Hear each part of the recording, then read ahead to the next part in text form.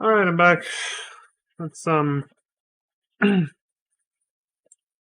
finish this beautifully amazing, awesome game bit out, shall we? Close it out.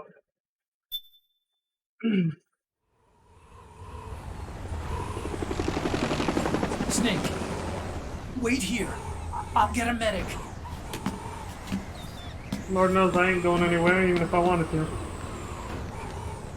Enough! Stop this pointless fighting! This is no war!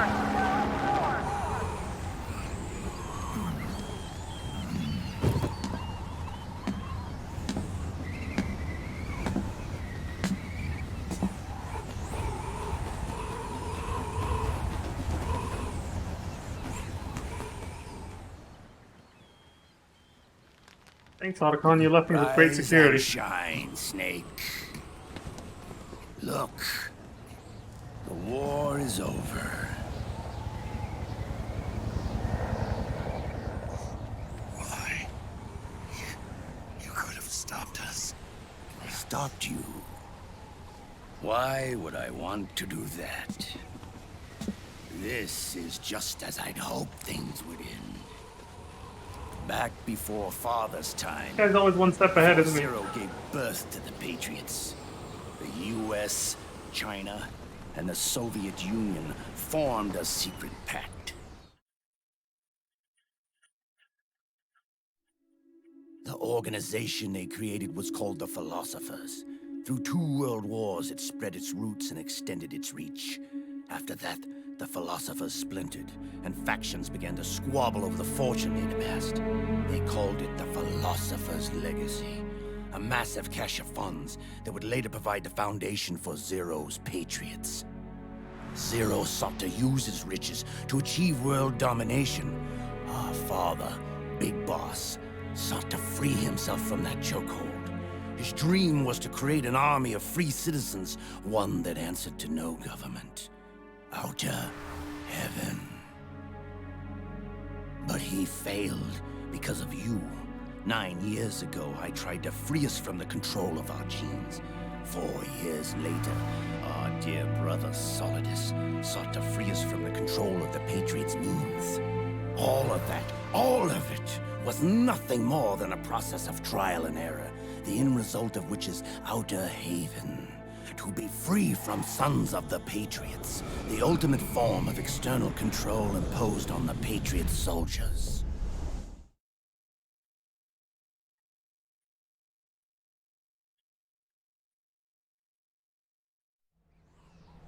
Free from Foxdie. Free from the system. Free from ID control. Our minds free from their prisons. That is the haven I've yearned for.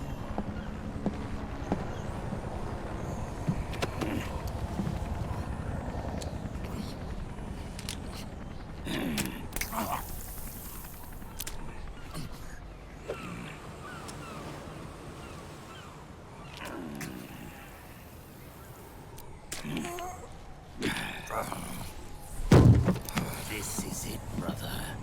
Our final moment. The battle has ended, but we are not yet free.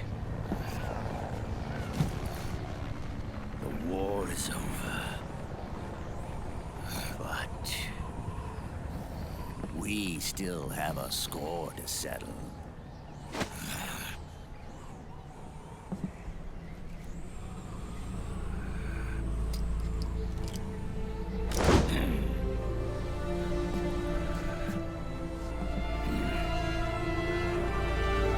Show me what you've got, Snake!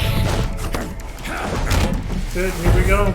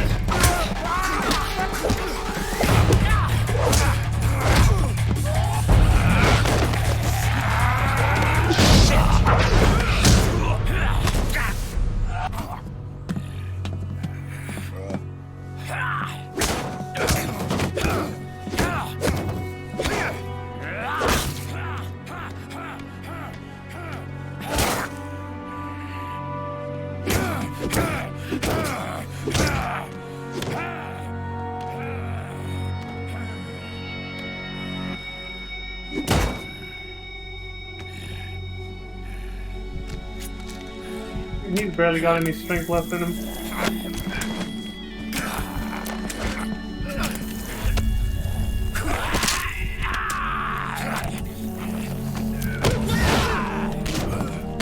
Poke his fucking finger! Or dislocated it anyway.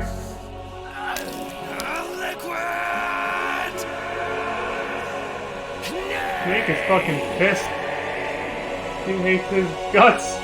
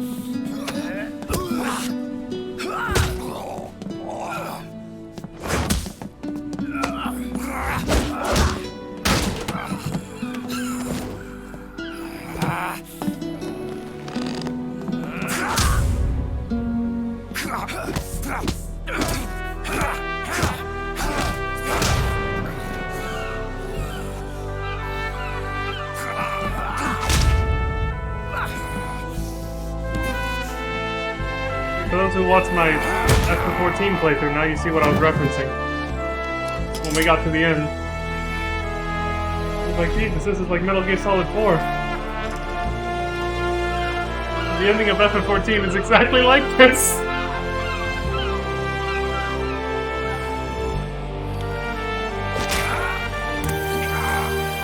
Oh shit! They even brought back the old school life bars! Oh no, I gotta move my cam.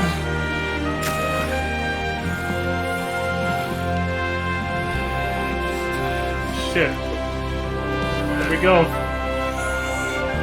Solid Snake versus Liquid. God, the music is giving me chills right now. Fuck, this game is so fucking well done. Alright, let's go, asshole. How do you block? Can you? They don't tell you shit.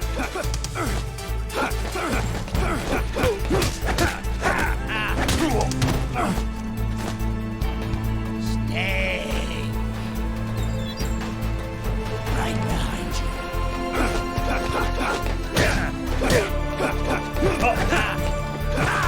Oh shit, the dodge!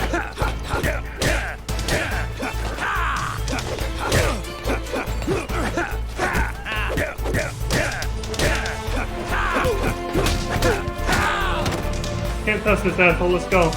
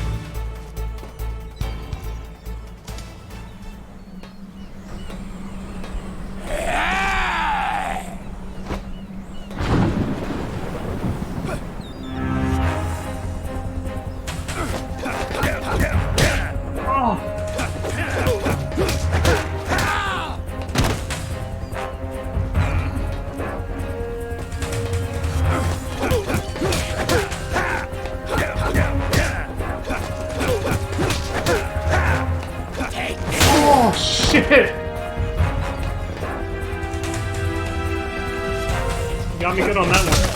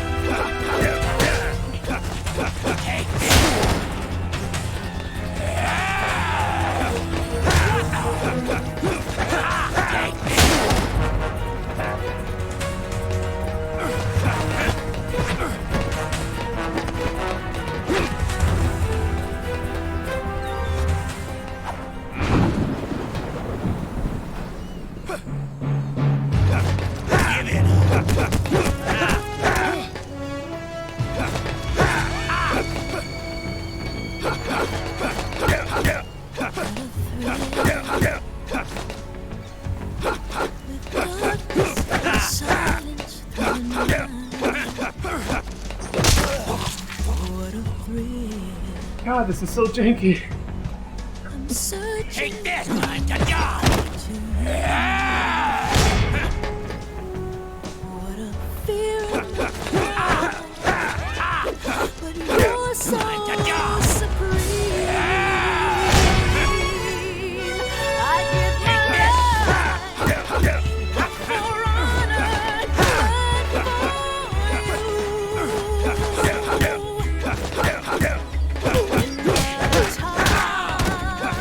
time, there'll be no one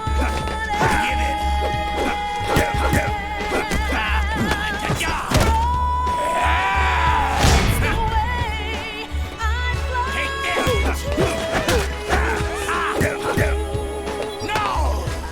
still Fuck you.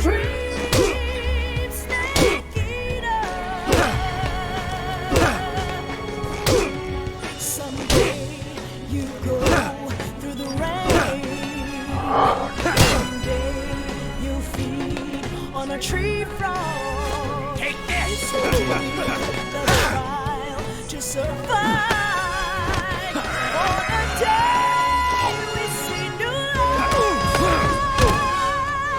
I give my life for honor, but for you. In my time, there'll be no one else. Take this!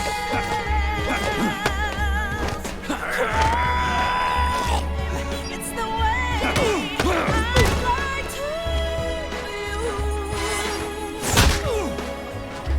I'm still Piece of shit. a tree.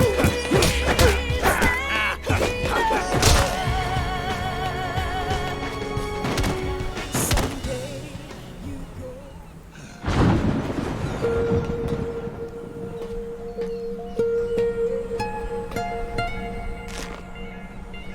It's not over yet. Can't even dash anymore.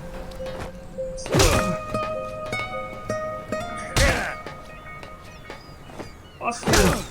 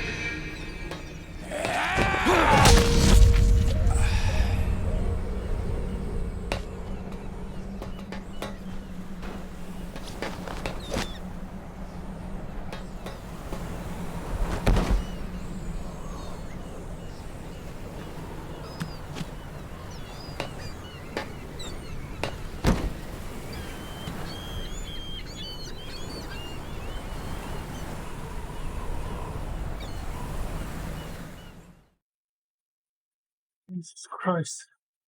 The fate of the world was determined by two old-ass geezers beating the shit out of each other. Go figure, right? Jesus Christ. This is only the beginning, Snake. America will descend into chaos. It'll be the Wild West all over again. No law, no order.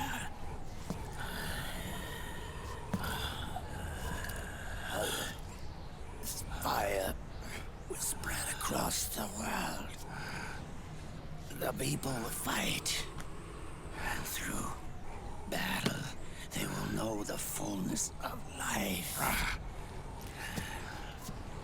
At last, our Father's will is out in heaven is complete.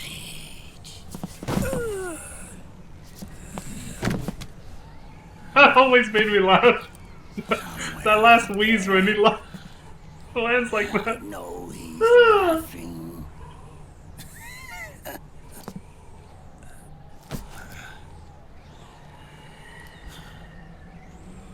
We are beasts created by man.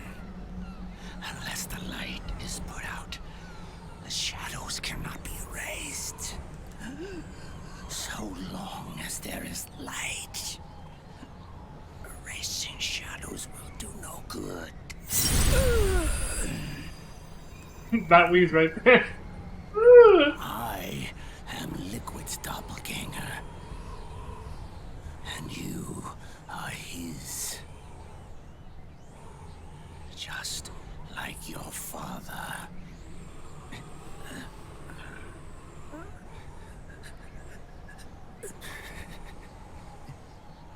You're pretty good. You're pretty good. Pretty good.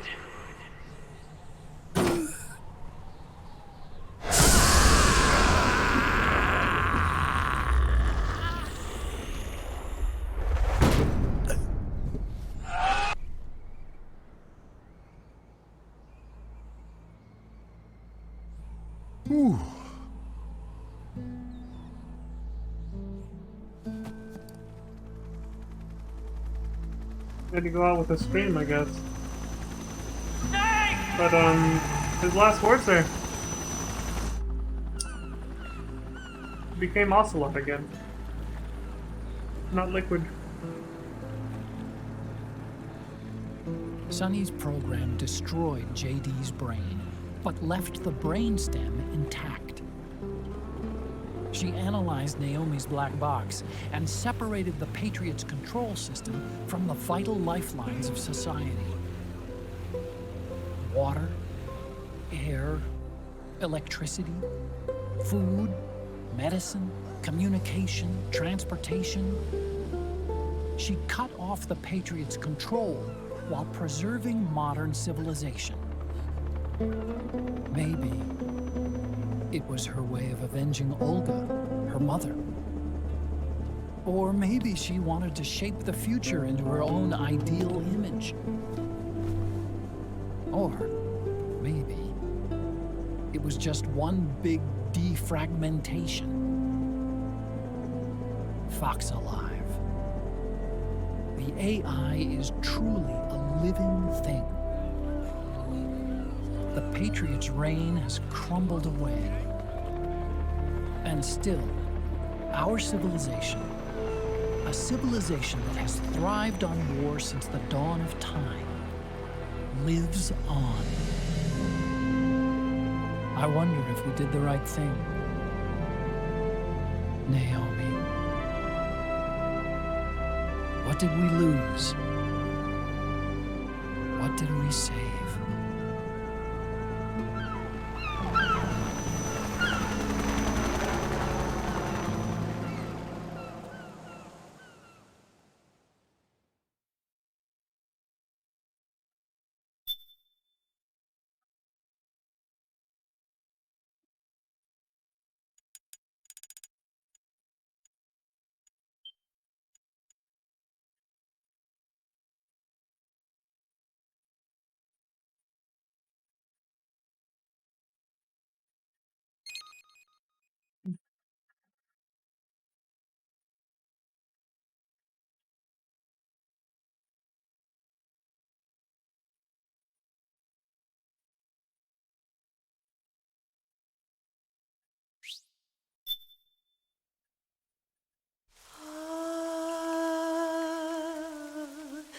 say man.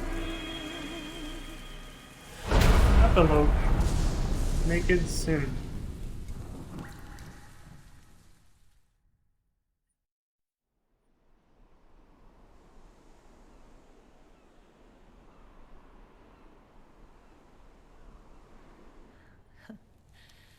You look amazing.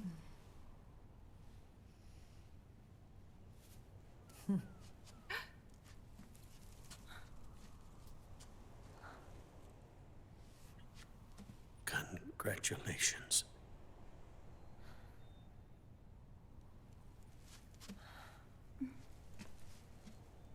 That soldier training though. He's fucking ripped.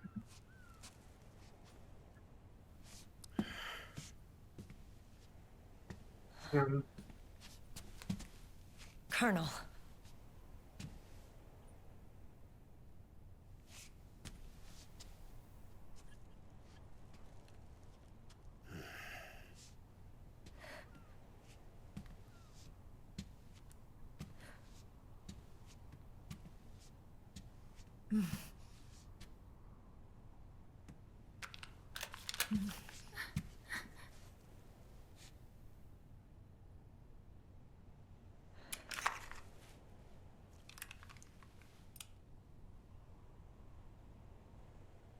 You're going to walk me down the aisle. You're not angry anymore. Oh, I'm still mad. But now, you've got a chance to win me over.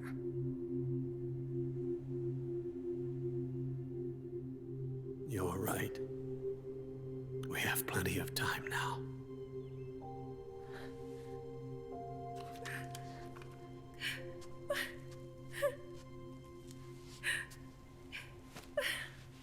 I'm feeling just like Mei Ling right now. This is Meryl. You look beautiful.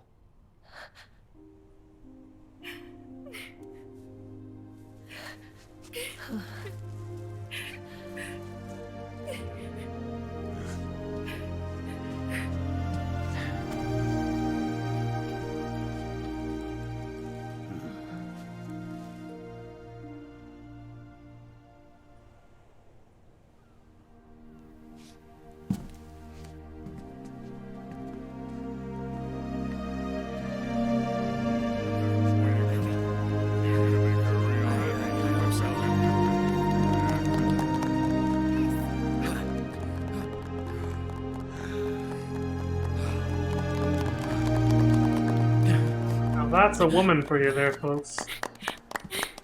Muscular women are hot, right? She's got muscle. She's packing major heat. Look at those shoulders, dude. Oh my god, Zoe looks so cute. She's got a little flower in her hat.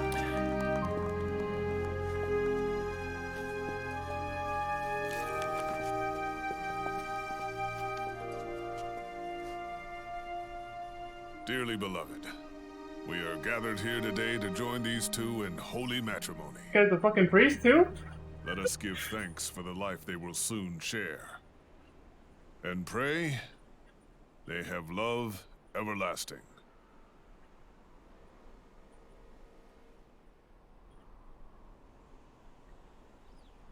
Now, let's all send this new team on their first mission.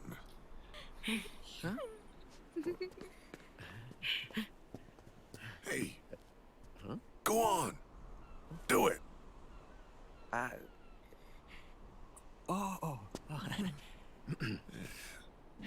Look at this dude.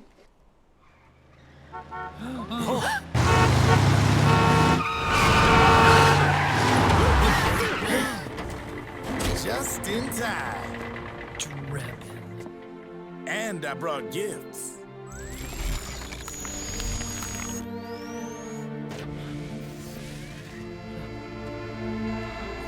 A shower of flowers, compliments of Drebin. Bullshit. A little something extra from me. Surprise, motherfucker.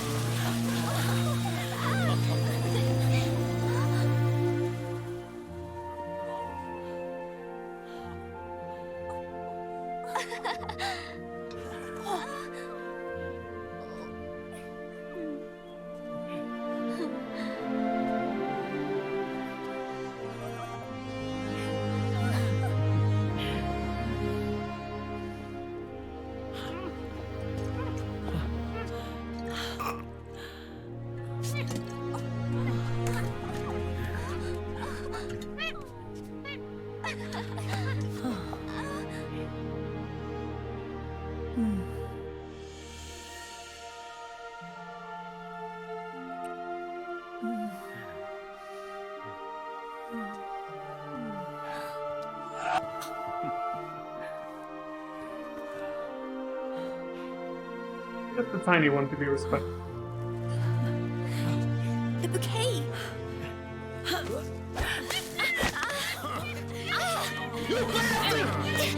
Hey! You suck!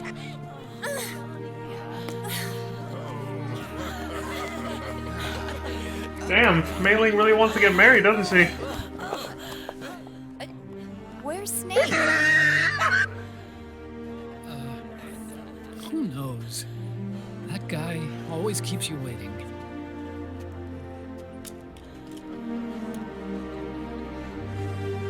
Sunny, come on.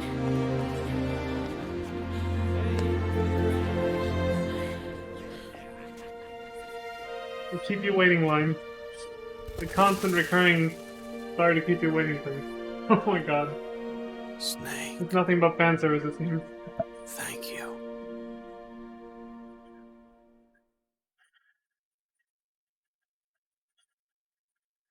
Like Meryl and Johnny got their happily ever after.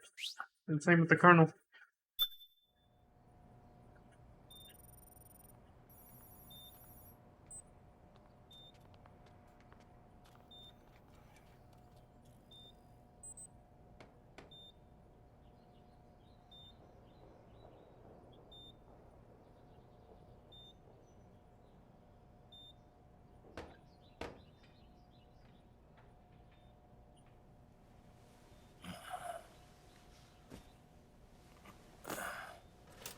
His body's like 90% prosthetic now.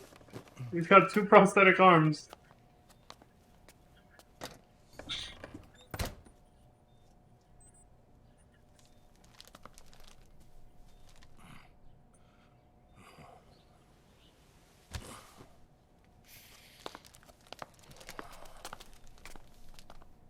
Jack, how are you feeling?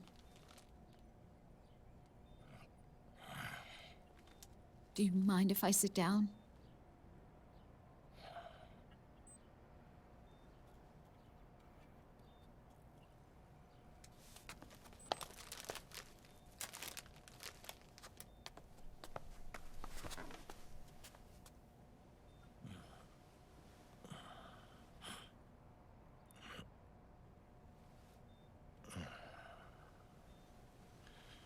Jack.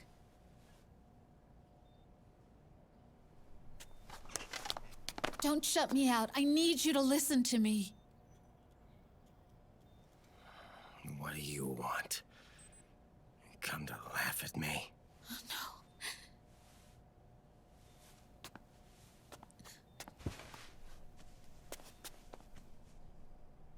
no. Look. Look at the boy.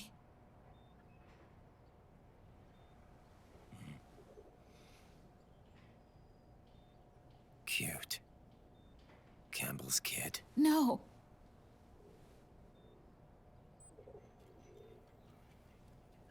Christ, if he has your eyes and your hair. He's yours. I don't have Exactly. any kids.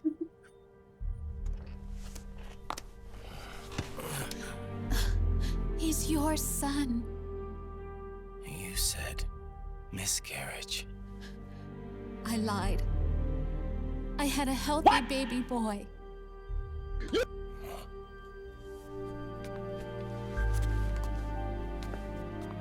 Roy pretended to be my husband, to protect me and our son. Only until you completed your mission.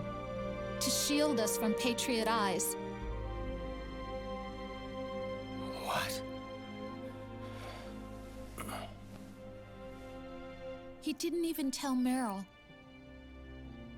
He sacrificed everything. Even his family. To protect us. I don't believe it. I'm sorry, Jack. I wanted to tell you. So he's really...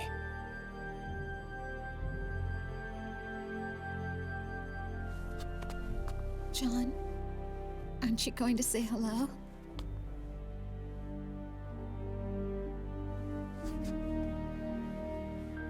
My son.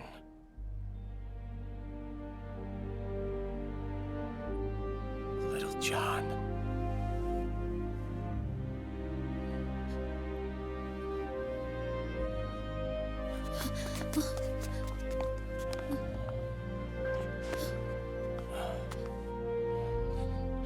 Scared of me, huh? I don't blame you. It's okay. I'm not scared. I think you're cool. Kinda like a comic book superhero.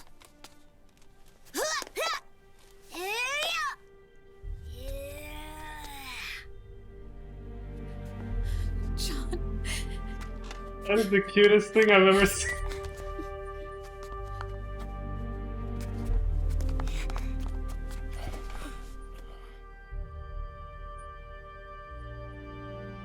Rose. I'm done running.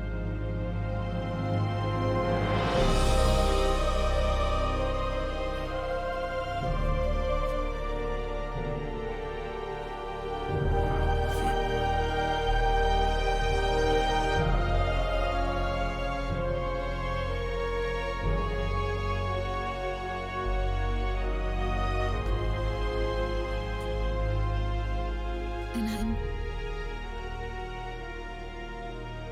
no longer afraid.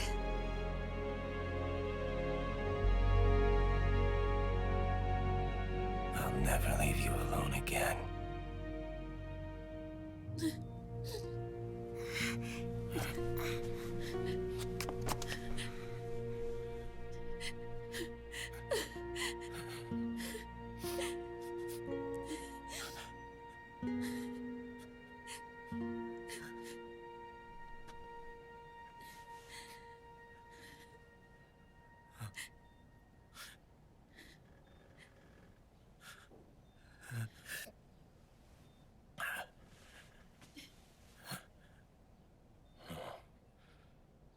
Like a scene from Beauty and the Beast.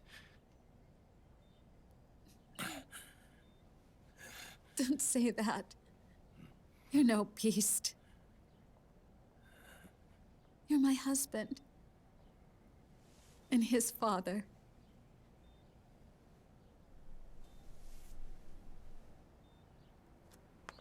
And me? I'm going to do my very best to be the wife and mother this family deserves.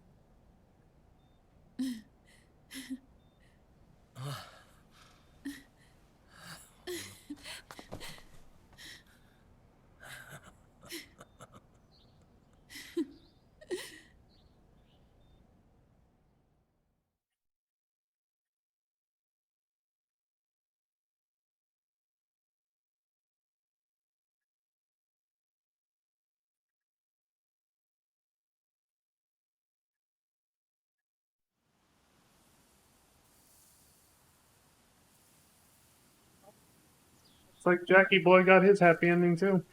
Jack and Rose. Straight out of the Titanic, yo.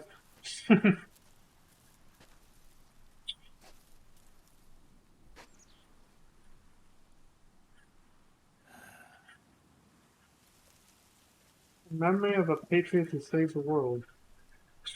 That's the boss's grave.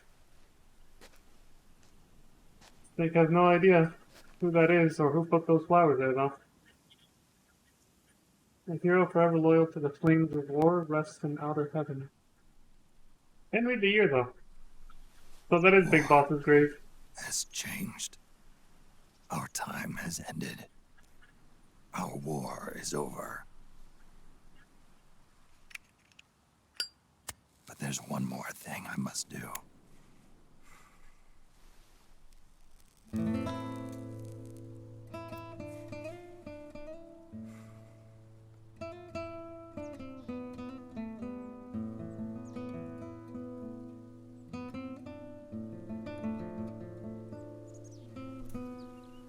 Looks like the title screen of the game.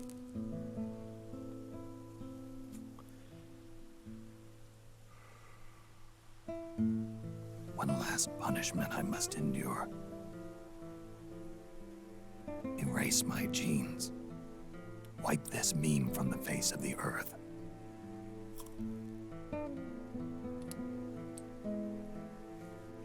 This is my final mission.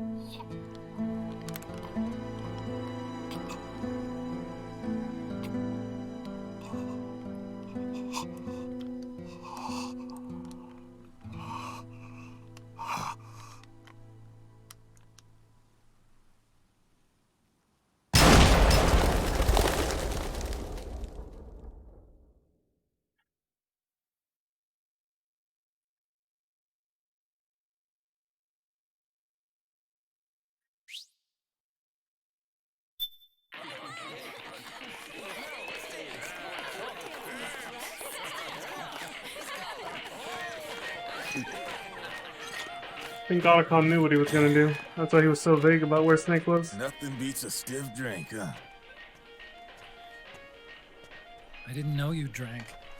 I thought it was strictly soda for you. Not like I never touched the stuff. Soda just agreed with the nanos better.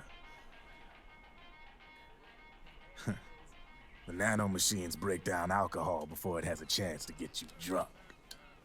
So, that explains it. No need to hold back anymore, huh? Yeah, well, it ain't all sunshine and rainbows. A lot of folks lost their entire sense of being the moment SOP went offline. You mean SOPS? I heard some people are going through withdrawals. SOP syndrome. Yep. SOP kept more than just alcohol under control. Those poor slobs are virtually naked now. From what I hear, over 10% are showing symptoms. I guess getting rid of the Patriots won't solve all our problems overnight. You, probably already suspected this, but I'm not actually an employee of AT Security. Huh? The Patriots raised me to be a gun launderer. The Patriots? My earliest memories are of the LRA. They kidnapped me, forced me to fight. Yep, you're staring at a former child soldier. My parents, brothers and sisters, all killed in the war. Guess that makes me what you'd call a war orphan. After that, the Patriots picked me up and brought me into the family business. I was Drebin, number 893. There's a whole lot of pawns like me all over the world. How do you suppose I laundered guns like I did? 'Cause they let me. In fact, I was under strict orders to back you guys from the start. You what?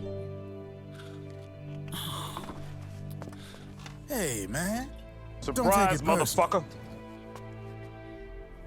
I wasn't the only one under their orders. What? Huh?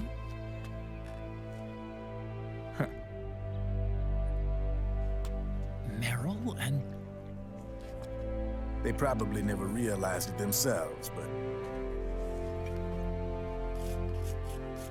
Rat Patrol, Team 01. Voila.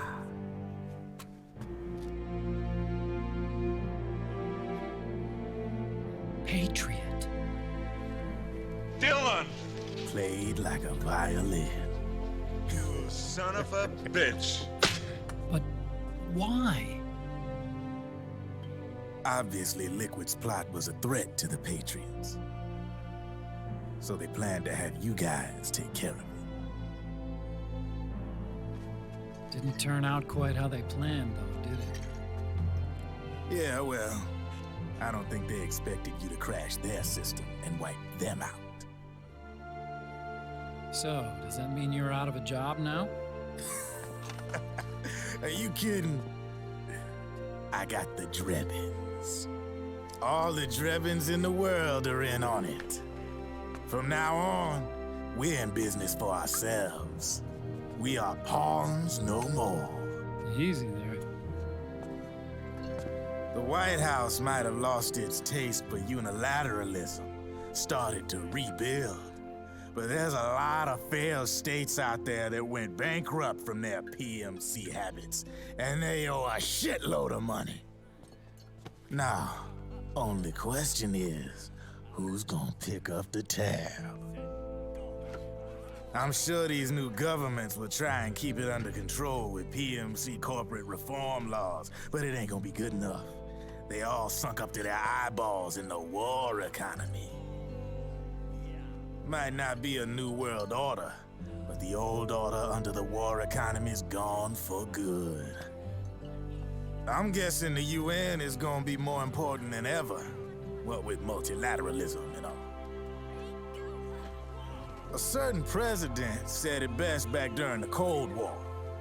For in the development of this organization rests the only true alternative to war. Then again, the UN itself's just an old 20th century relic. And if you think about it, when you look at its history, it ain't that different from the Patriots. Ah, that's right. Pretty much. The nano machines used to keep you sober. Crush. Mix. Burn. Repeat. Hey, Uncle Hal, can I give him the Mark III? Huh? He's kinda a new friend.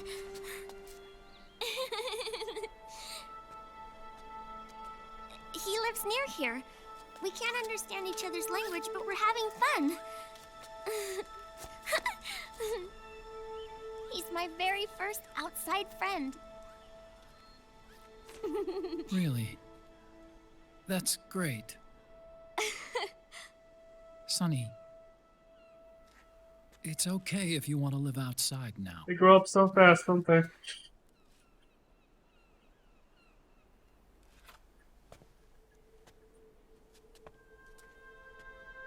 It's your life.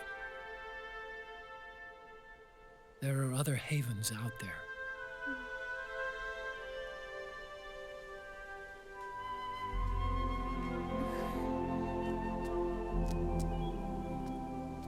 The sun looks so pretty.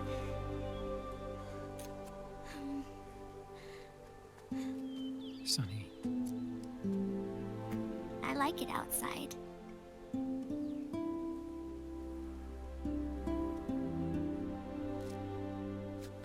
Uncle Hal, when is Snake coming back?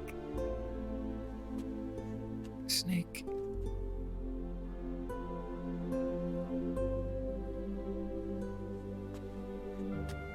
Is sick. So he went on a trip to help him get better. We're not going with him? No. He needs to be alone. I wonder if I'll ever see him again.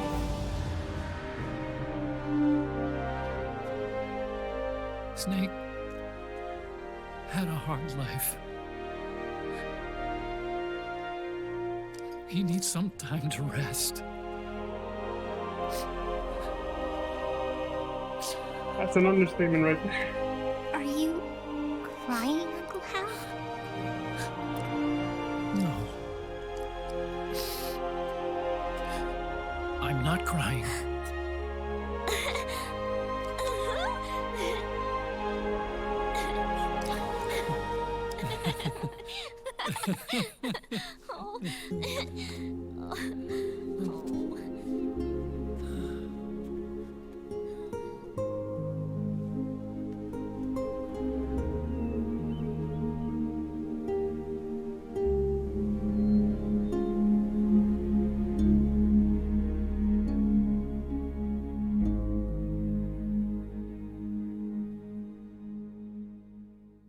Fuck, that one got me pretty good. Forgot how amazing this game was. Good. And that was it. Metal Gear Solid 4 Guns of the Patriots. Motherfucking journey, right?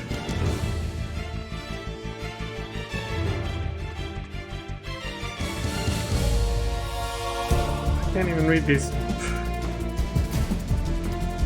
My eyes are too fucking blurry from the tears, man. Little John. Jennifer Hale did his voice.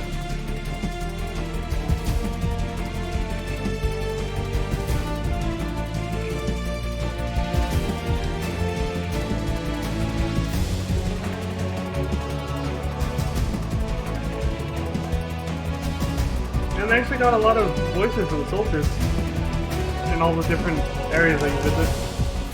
Voice of God, Hideo Kojima. What the hell is the voice of God? The sorrow.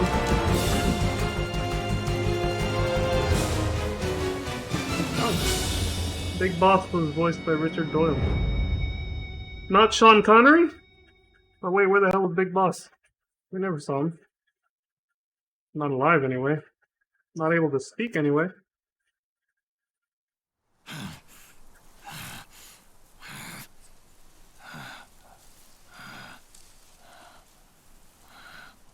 That's right. Sometimes you just can't do it, dude. Good. It's too hard to pull that trigger. No need for you to go just yet. Yeah, it's usually for the best. It's been a long time, Snake.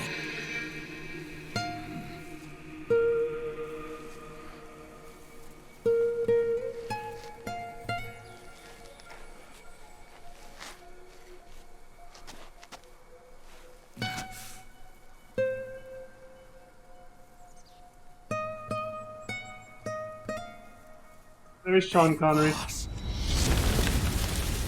Just like we remember him from Metal Gear 2, right? Debriefing and naked sin. Big Boss, Richard Doyle. Sean Connery. Y'all think I wasn't gonna make that joke again after Metal Gear 2?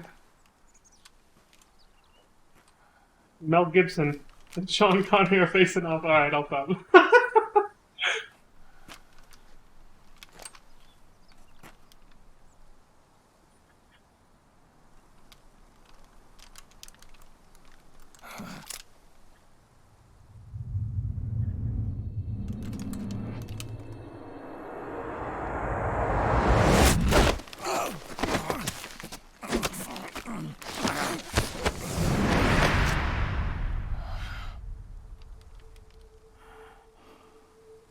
Let it go, my son.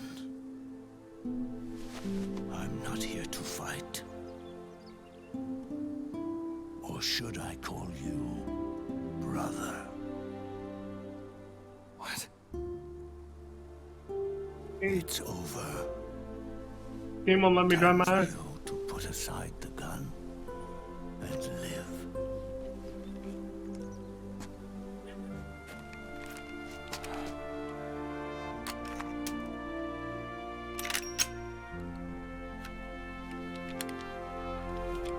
It all began with a bunch of old fools.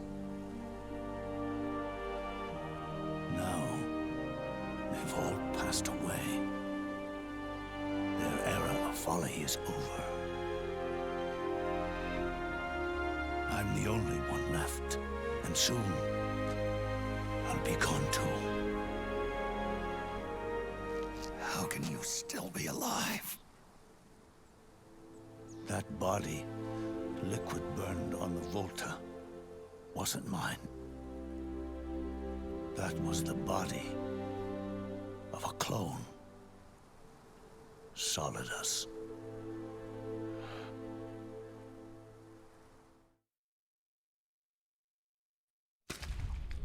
He was a perfect clone.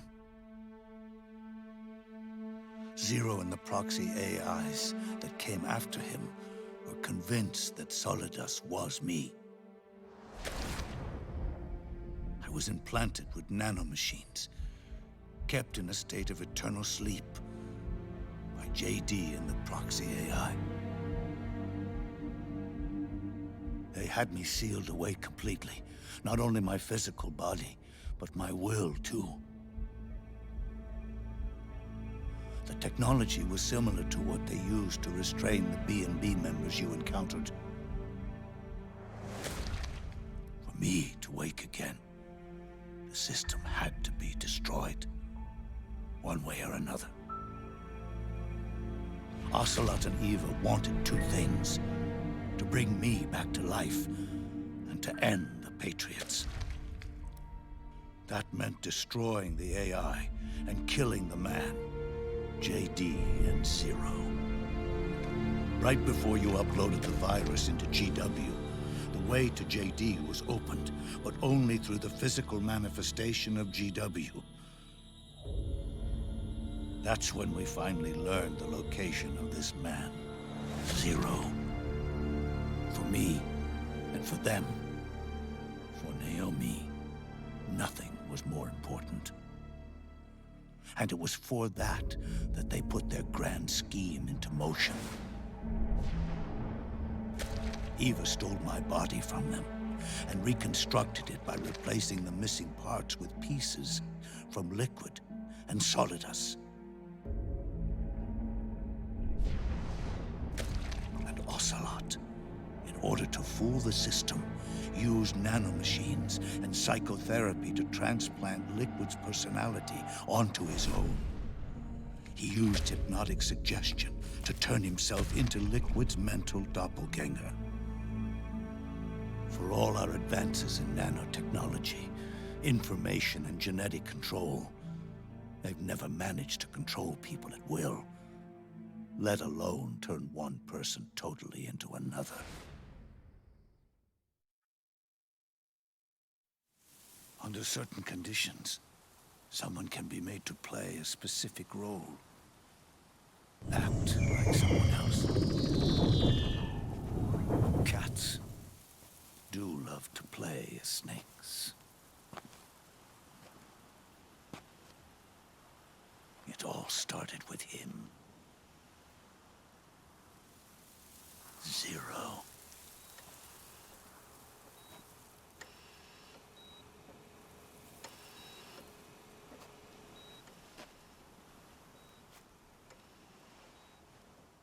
Used to love James Bond movies. Zero grew old, and by the end his Patriots were being run by a network without shape or form. What do you mean, without shape or form? The proxies were only one small part of the vast cycle that Zero created.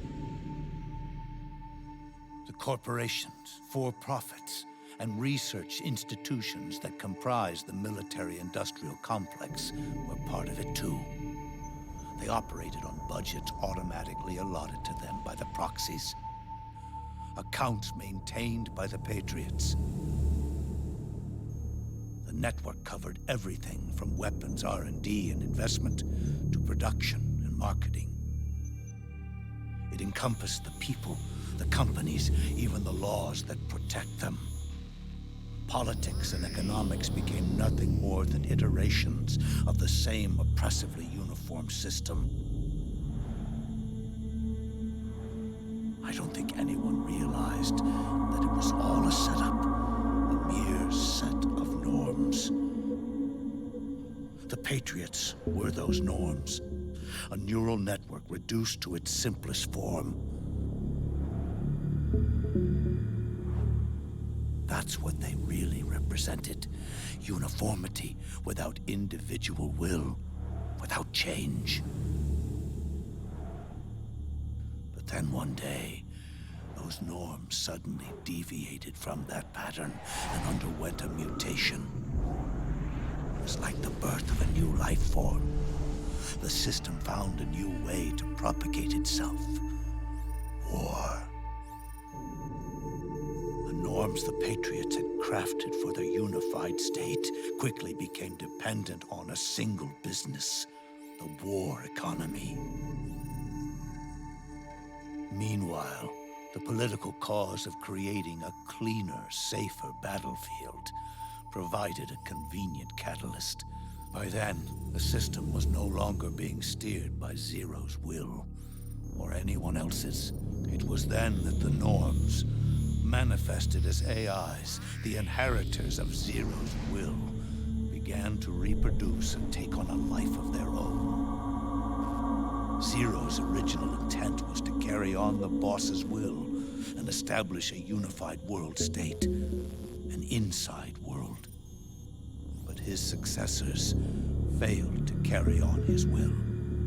Eventually, JD became the very age itself, propagating its will as it pleased, and this age chose to act through economics instead of nation-states.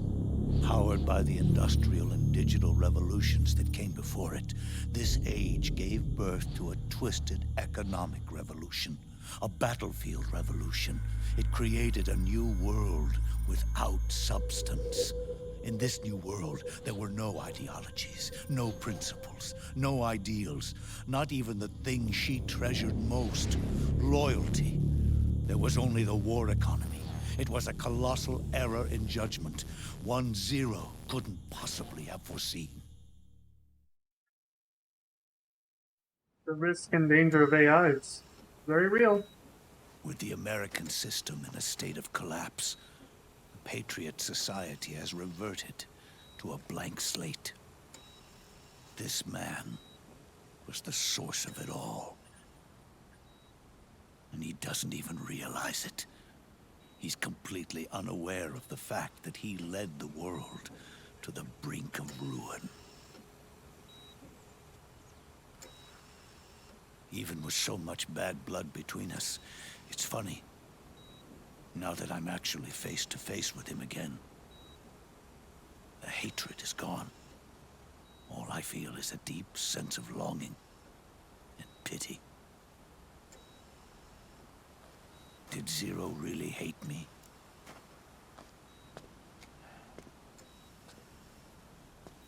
Or did he fear me? Huh. It's too late to ask him now.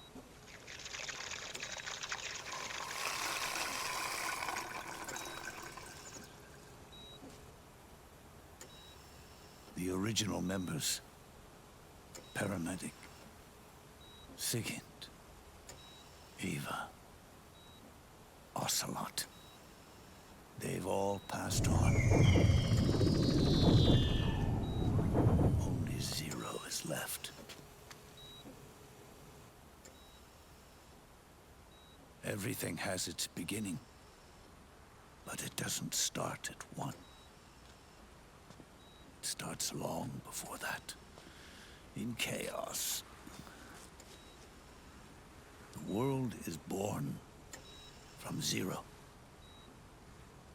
The moment zero becomes one is the moment the world springs to life. One becomes two, two becomes 10, 10 becomes 100. Taking it all back to one solves nothing.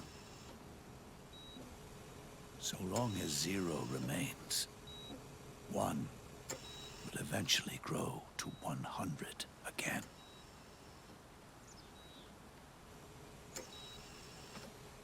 Using basic math to explain why this guy's gotta go. So this shit doesn't happen again, So, apparently. our goal was to erase zero.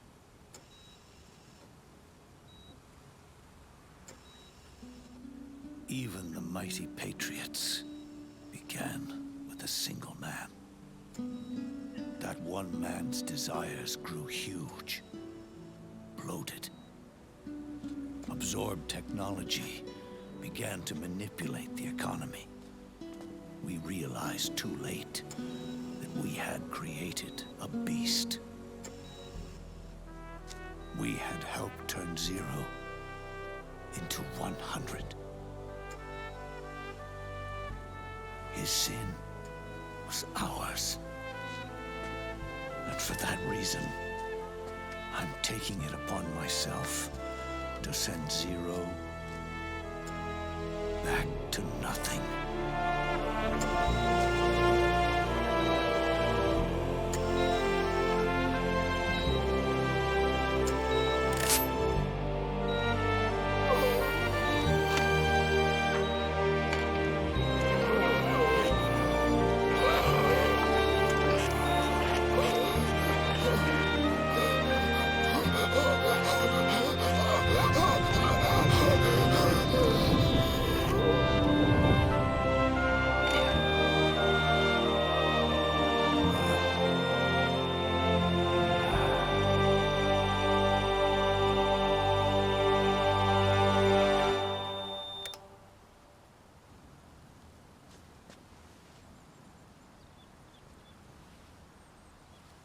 He loved James Bond movies.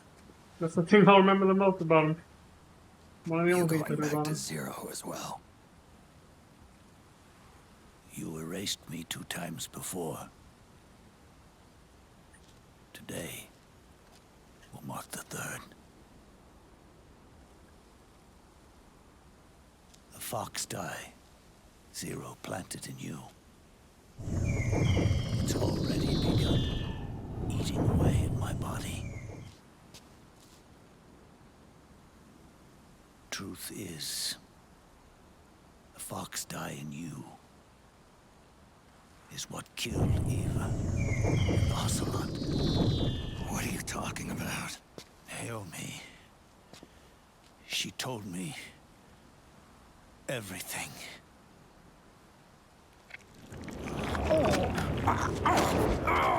What's wrong? They did it again. They used you to kill me. The Patriots. No, they're proxies. In order to bury us. They did it again. In the end, they're no more than a program. All they can do is repeat the same pattern over and over again.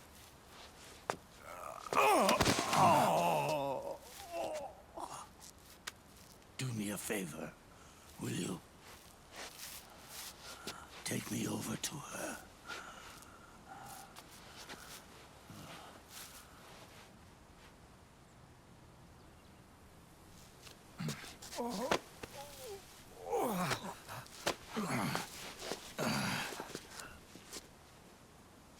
There's one more thing Naomi wanted me to tell you.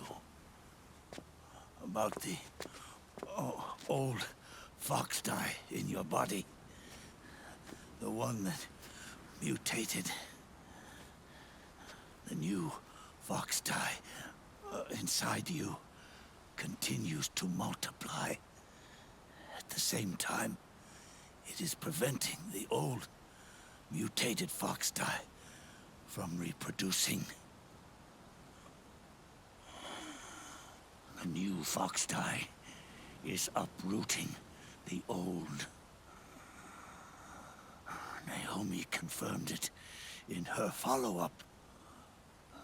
The mutants are receding. Before long, they'll be gone entirely. Does that mean the mutant strain won't cause an epidemic? Oh, it will only live as long as you do. But even then, the process will just repeat itself. One day, the new fox tie too will start to mutate and become a new threat.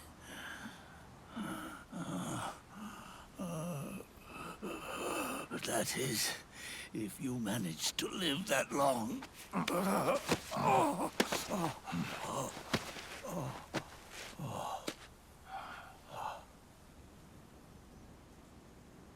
Am I going to die?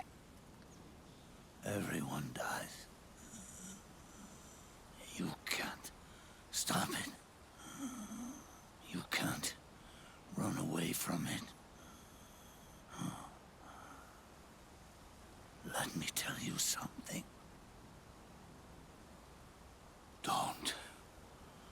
Don't waste the life you have left fighting.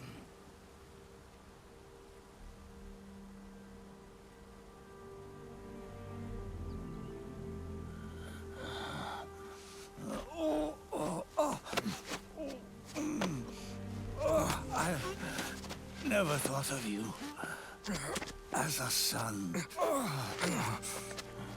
But I've always respected you as a soldier and as a man.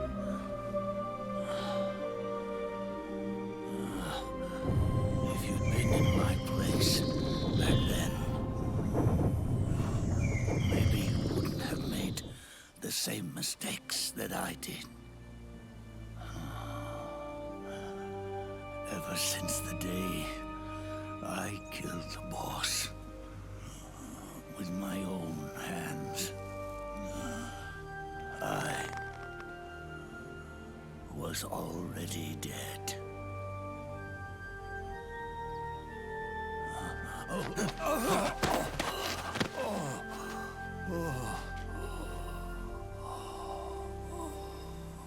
Boss, you were right.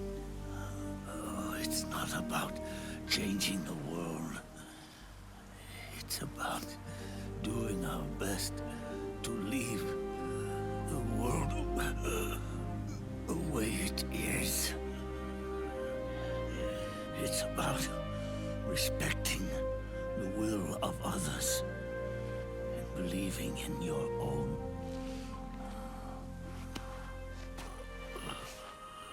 Isn't that what you fought for?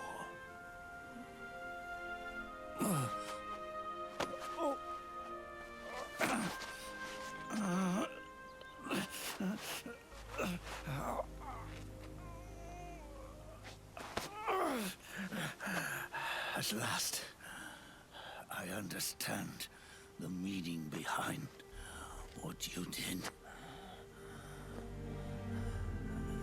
At last, I understand the truth behind your courage.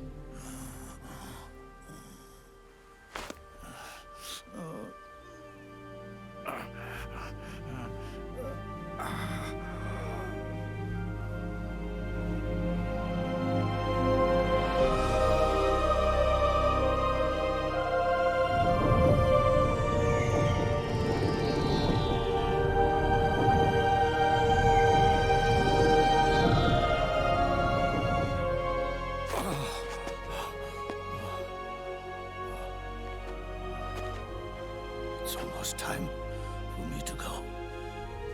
And with me, the last ember of this fruitless war dies out. And at last, those old evils will be gone. Once the source of evil returns to zero, a new one, a new future will be born.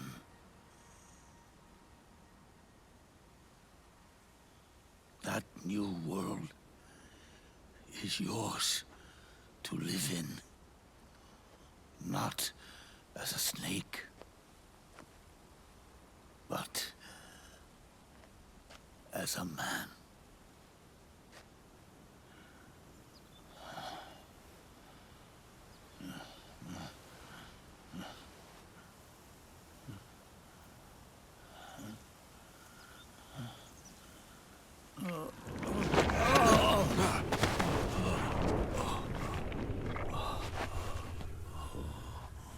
Know this.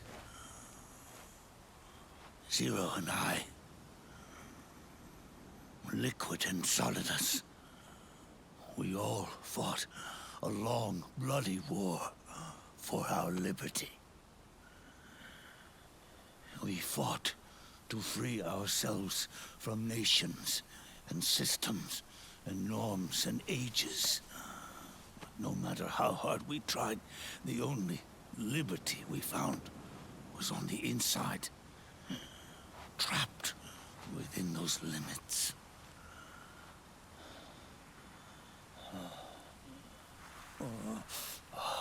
The boss and I may have chosen different paths, but in the end, we were both trapped inside the same cage. Liberty.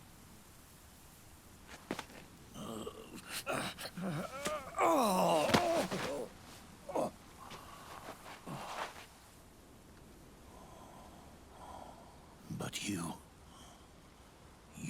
have been given freedom. Freedom to be outside.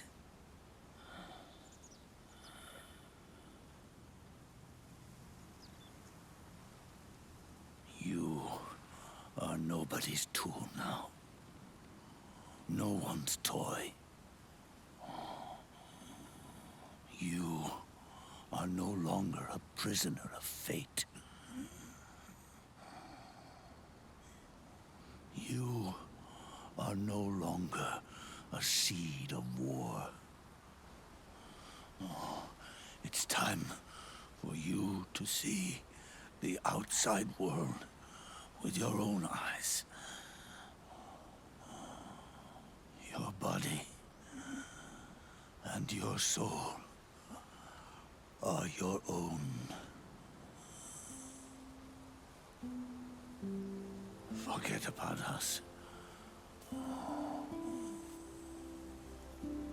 Live for yourself.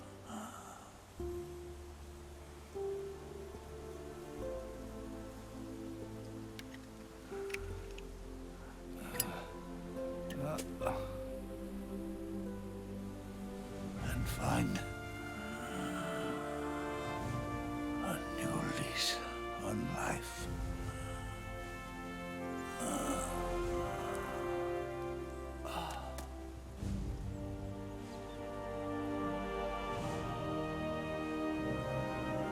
Boss, you only need one snake. No.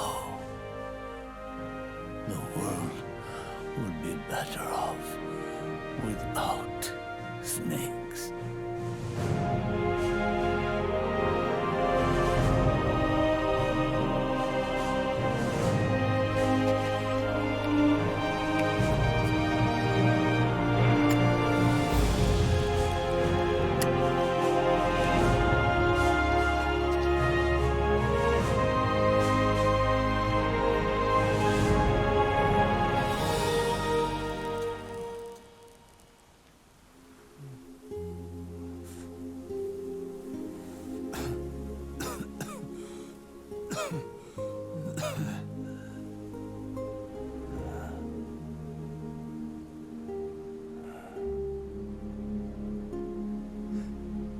This is good.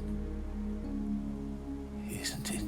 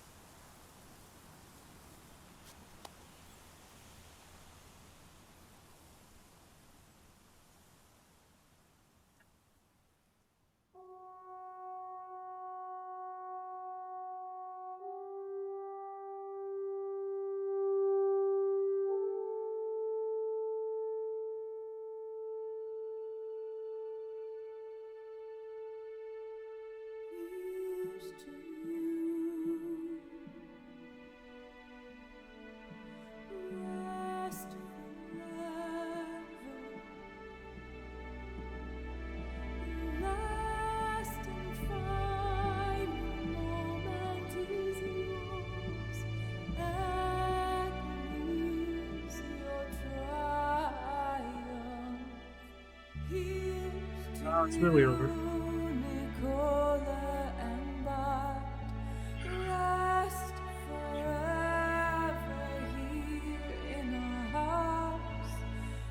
It ends just like it began, right? With Big Boss's death again for the third time. I like his last words though. This is good, isn't it? God, it almost sounded like another fourth wall breaking line. Like saying, hey, this is a good story, wasn't it?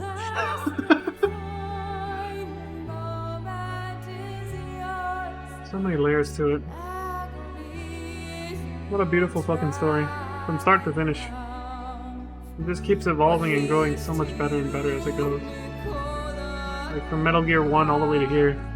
What an amazing journey. God, I forgot how good this was when I first played through it. I'm so glad I came back to revisit this.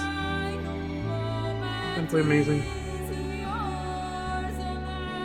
What a great fucking finale. Bravo. I forget you guys can't hear my clap though, because my noise suppression program actually works for that. So you guys just see this, but no sound. Well, just picture the claps in your head. Well, as always, I'll be back when the credits are over. Just out of show of respect for the people who poured their heart and soul into this. And we can all enjoy the music. I'll be back in a bit.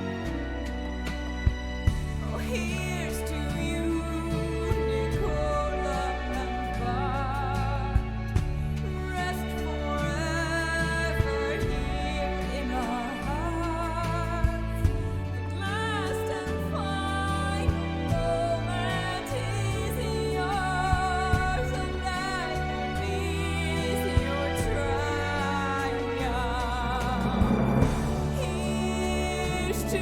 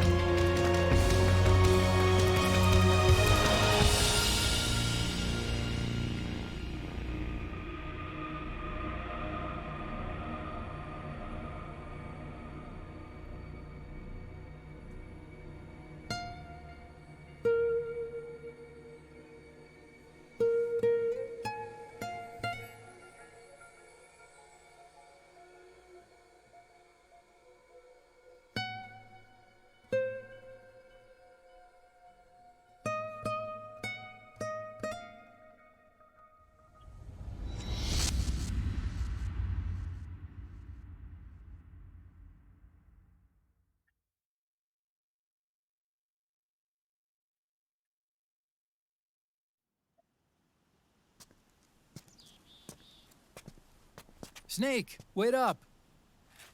You forgot these.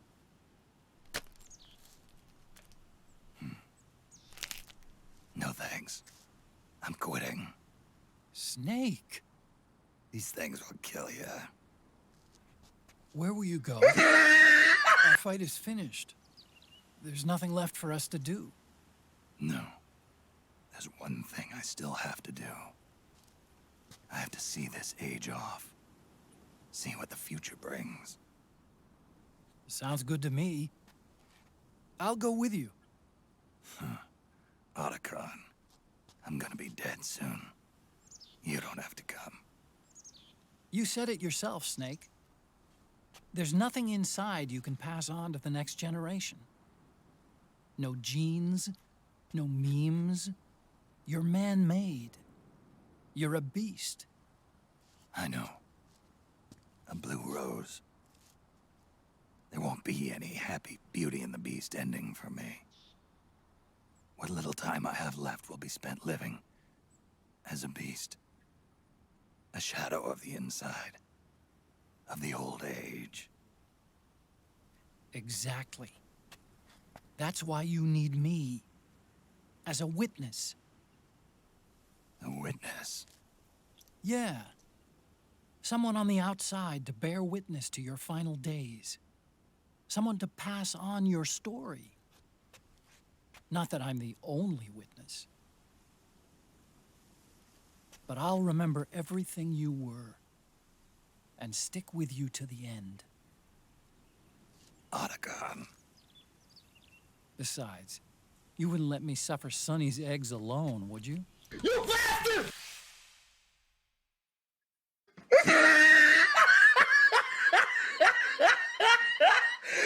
That was good.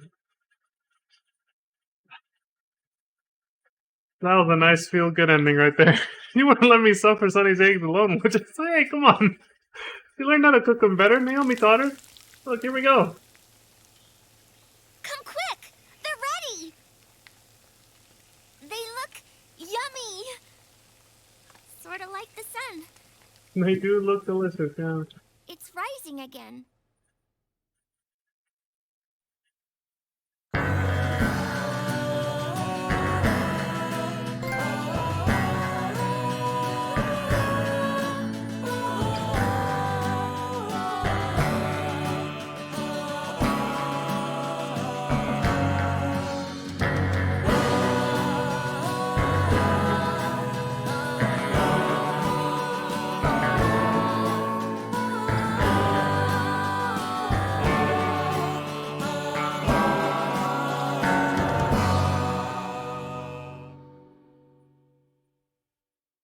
There you go. Our final results. I earned the title of Wolf.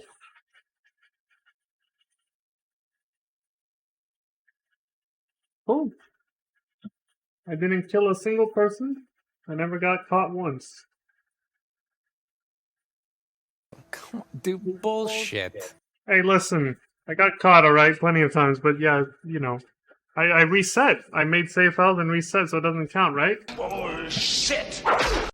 You bastard! One day I'd like to. I know it's out there already, probably somewhere. I'd like to see a run of somebody just not getting caught the whole way through. Like, single segment. But damn, you'd have to skip scenes to do it all in one sitting. If you tried to watch all the cutscenes, you won't finish the game in one day. I guess you can. Technically, my playtime is what, 16 hours and 51 minutes, so that's technically less than a day, but Jesus Christ. You'd have to have some stamina to do that.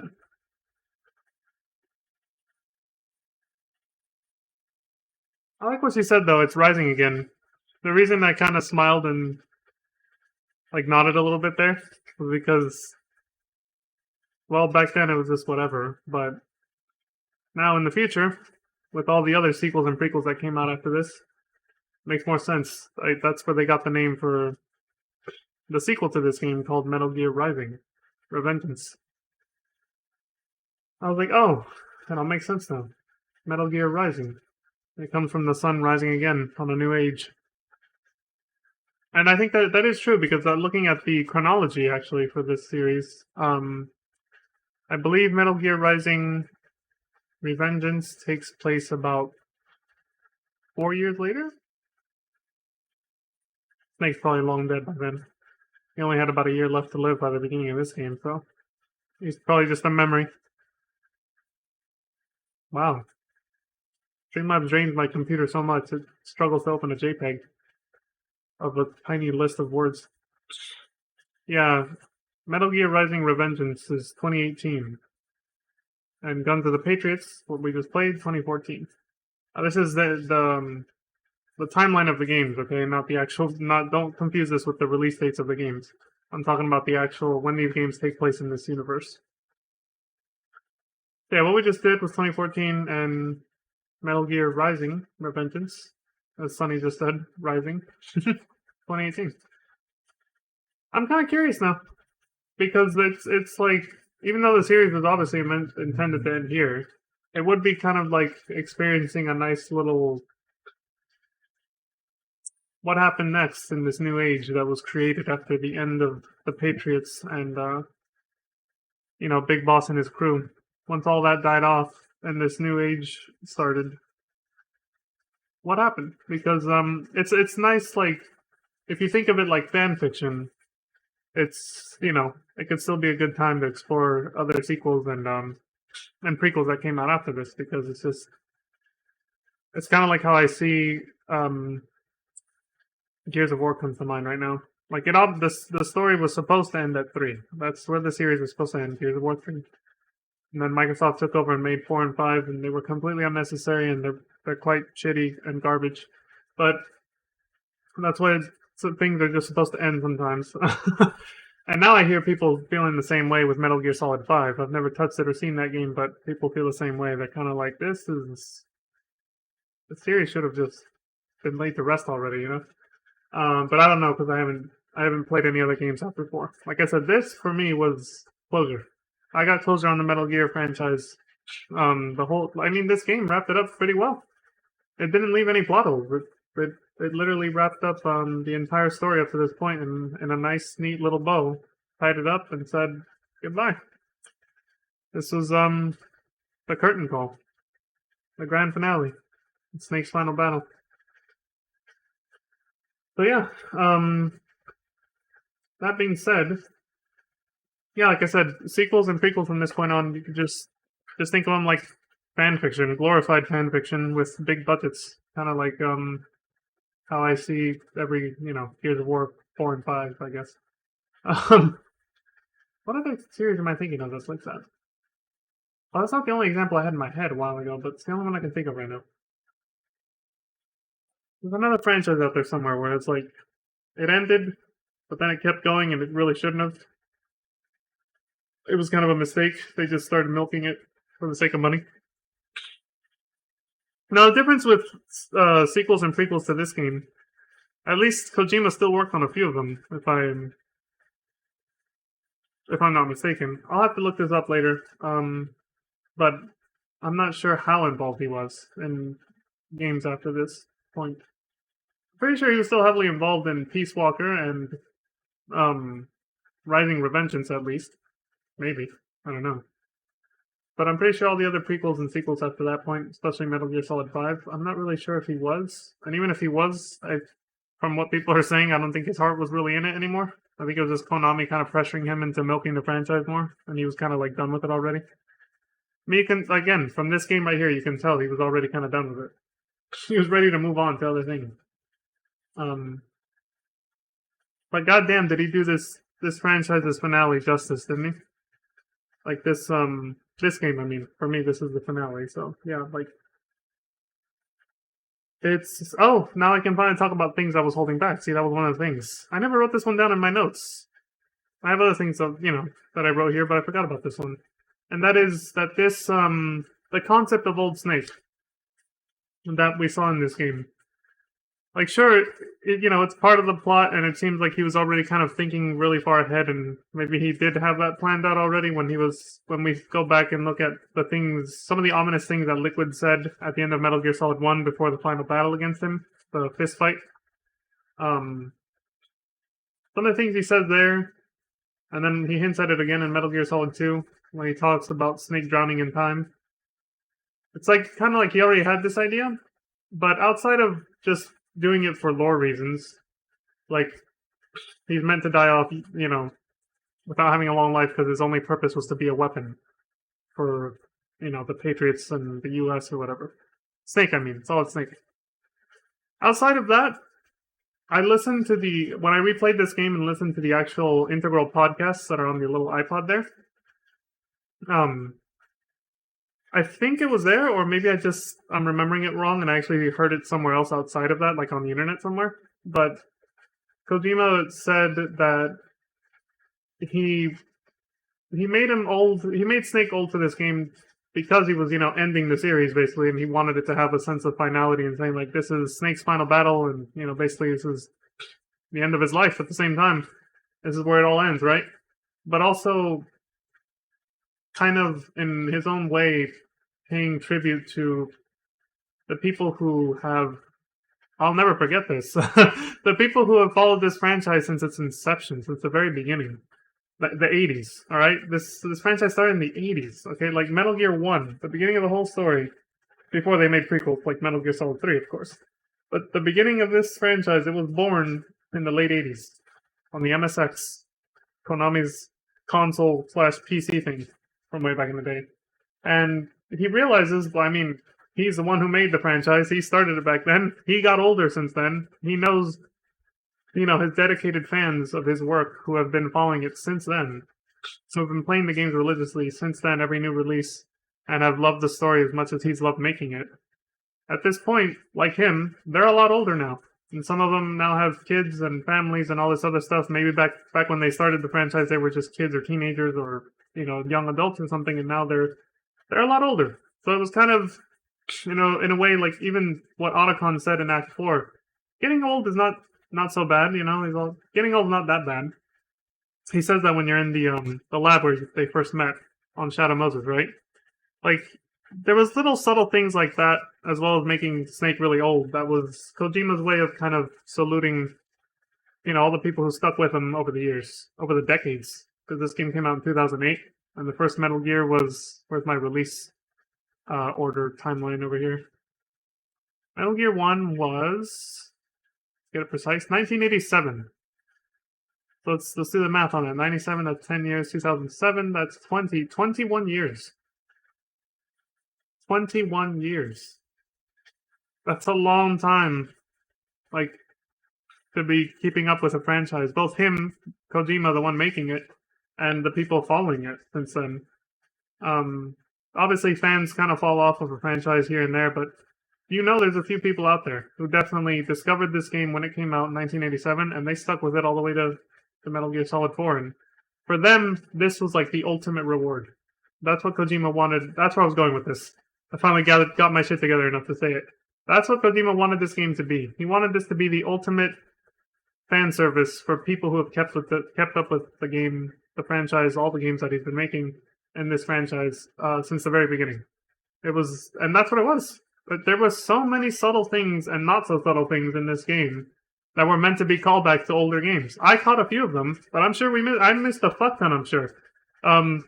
Yesterday's stream, I missed quite a few that I went back and talked about today, earlier, but I'm sure there's a ton of tiny little things and big things out there that, like, this game's worth replaying so many times just to get it all.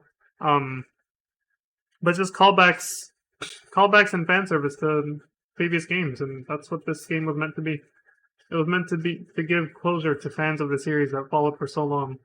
And not only give them closure, but give them a very rich and rewarding conclusion to this fantastic story that was built over 2 decades. A long time for a story to run. I know I went on and on during the ending of Endwalker about how FF14, I was like, Jesus Christ, a 9-year long story. This is a 20-year long story, okay? It's like, and I think it's just brilliant. You know, Endwalker will always be my favorite game just because it had such a personal message from me, personally. But I mean, this game, you saw me there towards the end. It got just almost just as many tears out of me without having that same feeling of something that like speaks to me as much internally. It does though, and I'll get to that in a second. But still, just like when I play a game or watch a movie that gets me emotional and I choke up or sometimes and I actually like cry sometimes, it's very rare that I get to the point where I cry so hard that tears will actually roll down my face, and that happened.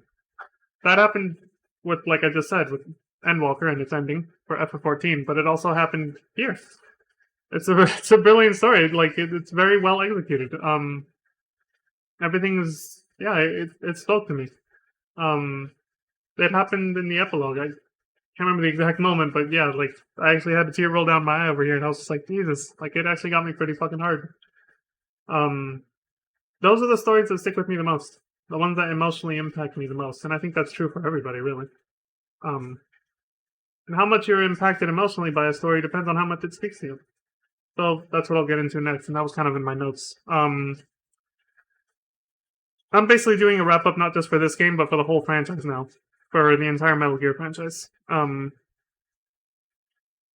The themes that this game explores, I mean, there's so much. This game explores so much that you could make entire university college courses out of it. I'm not even kidding. I can only touch like the tip of the iceberg with it, you know? Like there's so much to talk about, and I only have so much time.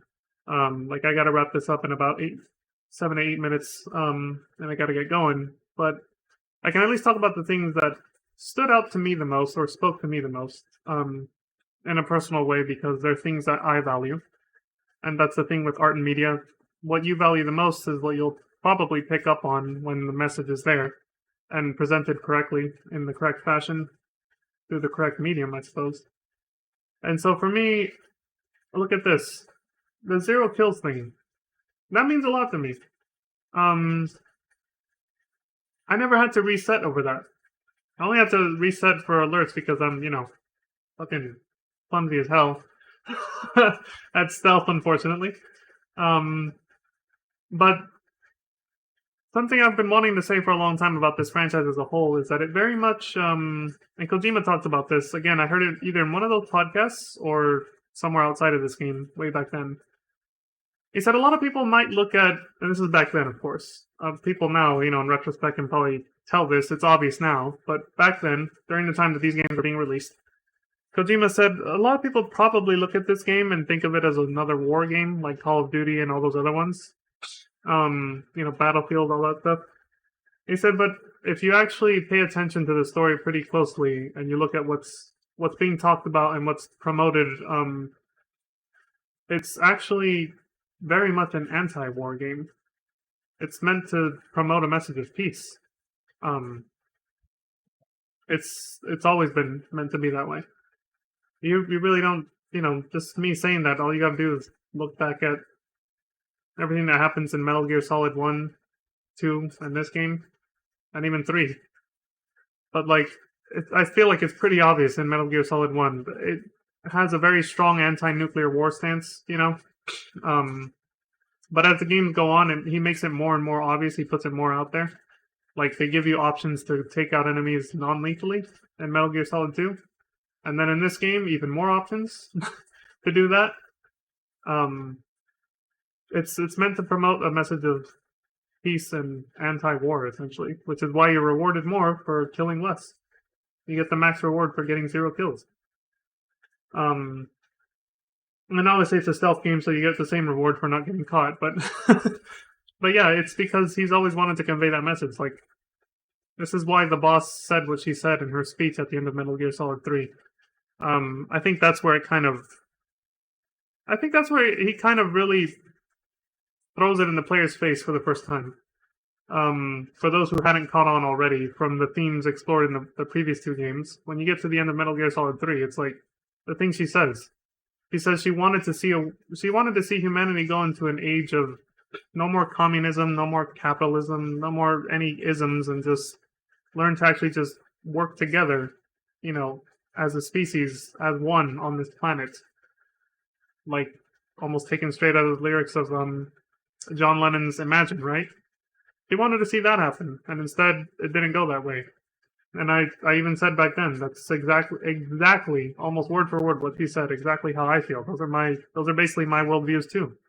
So this is what I'm getting at. The game speaks to me. The franchise speaks to me because I'm very much a peace-loving hippie. I've said this many times before, on many streams before this, even when we were playing Final Fantasy and all that. I'm very much a peace-loving hippie, and I don't apologize for that. It is what it is. I am who I am. It's what I value. So that's why I magnetize so hard to this franchise, because it has the same message. It's like it speaks to me in that way. I agree with what it's saying, with its theme of anti-war and promoting peace. And literally the next main installment, which is a prequel, but the next main installment after this is called Metal Gear Solid Peace Walker. How much more do you need to spell it out? It's a game that promotes peace. And in doing that, though, it also, and this is what's in my notes too, part of that is also raising awareness of the horrors of war and why we should try to move away from it as a society, as a species, find a way to actually create a society where we can actually get along and not be killing each other senselessly like idiots. They explore themes in the franchise, not just this game, like about what veterans go through. We saw this first with Metal Gear 2, with Gray Fox, right? He talks about basically PTSD. He becomes an example of it in Metal Gear Solid 1 as the cyborg ninja, right? The shit that happens, and then they call back to it a lot in this game. But the things that Gray Fox says, which is now kind of becoming a faded memory because it's been a long time since we played through Metal Gear 2. But a lot of the things he said, I remember I commented on quite a bit of it. We were actually stuck there for a good 15 minutes before finishing the rest of that game because of what he said. But the game explores the concept of, I don't know how to say, like some of the themes of the game, based on what I just said about Gray Fox and everything, it explores the topic. There we go. I couldn't find the right word. The topic of like PTSD and what combat veterans go through and how they're just used like tools of the government. There we go. What Gray Fox said, we're not just tools meant to be used by the government and politicians and all that stuff. And unfortunately, that is the reality is soldiers are just used and discarded by their governments. They're not actually, you see these recruitment commercials on TV all the time that try to glorify war and try to glorify the military and make it seem like you're going to be some proud soldier that everyone's going to love and respect. The truth is only a few people are going to do that. And, the government that's telling you to join the military and saying that they're going to take care of you, actually really don't. If they did such a huge, I forgot the exact number now, but a good chunk of the homeless population in this country, in the United States at least, I can speak for that one, a good chunk of the homeless population is war veterans. Why is that? What's the excuse there? What the fuck? These people that are supposed to be so revered and held up so highly in such high esteem by their countrymen, their people, and the government, why the hell are they out on the street? Why the fuck no one taking care of them after what they did, after the sacrifices they made? What is that? So that's something that's obviously being meant to be, conveyed, is that sentiment right there. Like, what the hell? With Gray Fox's speech at the end of Metal Gear 2, and like I said, they, in different ways, they call back to that over and over throughout the franchise. That's the moment that stood out to me the most on that subject, though. How soldiers in any military really are just kind of used and then thrown away once they're useless. They're not actually taken care of or respected the way they kind of make you think that they will be. So and I know there's probably a lot of combat veterans who may or may not see this someday and be like, yeah, it's like they know they probably have friends and family who like suffer from PTSD and physical war wounds as well that are just like they can't even get the health care mentally or physically that they deserve from their governments. Their governments just completely forget about them. Toss them to the side. Like, thank you for your service now. Fuck off. Bye. It's fucked up. There's no other way to look at that. It's completely fucked up. Oh, my other note here was about the anti-war theme, but I already went off on a tangent of that. So that was pretty much it. I had those two main notes that I wanted to talk about, but like I said, there's just so much to explore. And unfortunately, in the moment, since we just finished this game, not everything comes back to me. Like I can't always just remember every little thing that happened that I'm like, oh, I want to talk about that later. But those were the biggest things. I know I got the biggest things out there. The anti-war theme, talking about what veterans go through and how they're mistreated after after they leave the service, essentially. And but yeah, that's pretty much it. Those are the two big things that I saw that stood out to me the most in this franchise, and they're the things I love the most. It's a very political game, and it spreads awareness of a lot of topics that people shy away from, and promotes a message of peace. Well, I mean, what more could I ask for? Me personally, for me personally, what more could I ask for in a franchise? It's beautiful, honestly. It's a beautiful fucking franchise for promoting those messages, exploring those themes and those topics, and just the story in and of itself. Outside of all that, even if you ignore all that stuff, this story is actually quite beautiful and amazing to me. It's very well done and very well executed. It's good shit. It's well written and it's performed really well. The voice actors, the motion capture actors, everything. The graphics, it's so cohesive. It's just a brilliant fucking game and a brilliant fucking franchise.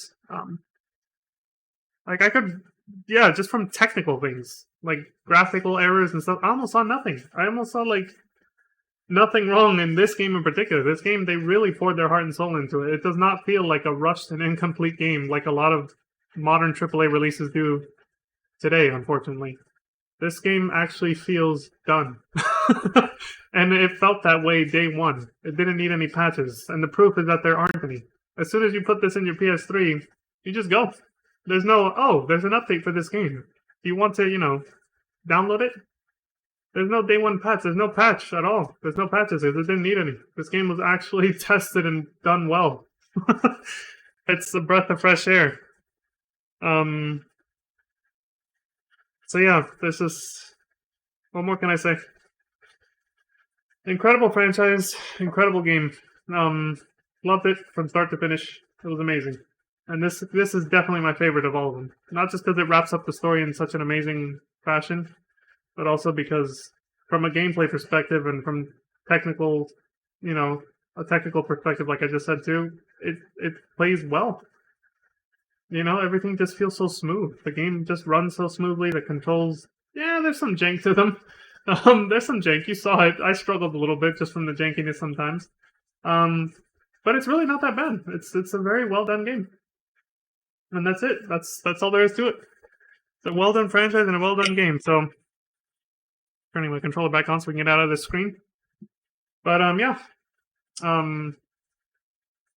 props to Hideo Kojima for captivating me with this franchise during my younger years, and still being able to impress me revisiting it 15 years later. Today I'm still equally impressed. I think I probably cried more this time around than the first time. Got tears out of me, man. This is a brilliant game and a brilliant franchise. So props to you, Kojima. Thank you very much for this wonderful masterpiece that you gave us. Definitely one for the history books. For the video game history books, right?